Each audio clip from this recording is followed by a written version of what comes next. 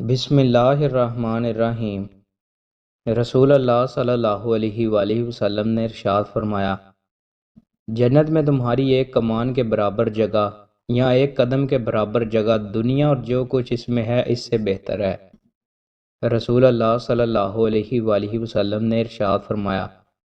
جو شخص پسند کرتا ہے کہ اللہ تعالیٰ اسے اپنے سائے میں جگہ دے تو اسے چاہیے کہ تنگ دست کو مہلت دے یا اس کا قرض معاف کر دے۔ رسول اللہ صلی اللہ علیہ وآلہ وسلم نے ارشاد فرمایا، جب تم میں سے کوئی شخص کسی ایسے آدمی کو دیکھے جو مال اور شکل و صورت میں اس سے بڑھ کر ہے تو اس وقت اسے ایسے شخص کا دھیان کرنا چاہیے جو اس سے کم درجہ کا ہے۔ رسول اللہ صلی اللہ علیہ وآلہ وسلم نے ارشاد فرمایا، جس نے فجر پڑھی وہ اللہ کی پناہ میں ہے تو تم اللہ کی پناہ اپنے ہاتھ سے جانے نہ دو۔ رسول اللہ صلی اللہ علیہ وآلہ وسلم نے ارشاد فرمایا، جب کوئی آدمی کسی کی عدم موجودگی میں اس کے لیے دعا مانگتا ہے تو فرشتہ اس سے کہتا ہے اور تمہارے لیے بھی اسی طرح۔ حضرت عائشہ رضی اللہ تعالی عنہا بیان کرتی ہیں، رسول اللہ صلی اللہ علیہ وآلہ وسلم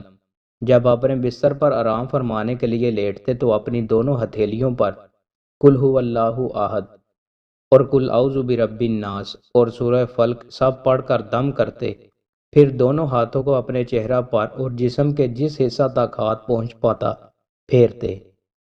رسول اللہ صلی اللہ علیہ وآلہ وسلم نے ارشاد فرمایا، جب تو نماز پڑھنے کھڑا ہو تو ایسے نماز پڑھ جیسے تو دنیا سے رخصت ہونے والا ہو، اور کوئی ایسی بات نہ کہہ جس سے بعد میں معذرت کرنی پڑے، اور لوگوں کے ہاتھ میں جو کچھ ہے اس سے پوری طرح مایوس ہو جا۔ رسول اللہ صلی اللہ علیہ وآلہ وسلم نے ارشاد فرمایا، جو شخص اللہ کے رب ہونے، اسلام کے دین ہونے اور محمد صلی اللہ علیہ وآلہ وسلم کے نبی ہونے پر راضی ہو گیا اس کے لیے جنت واجب ہو گئی۔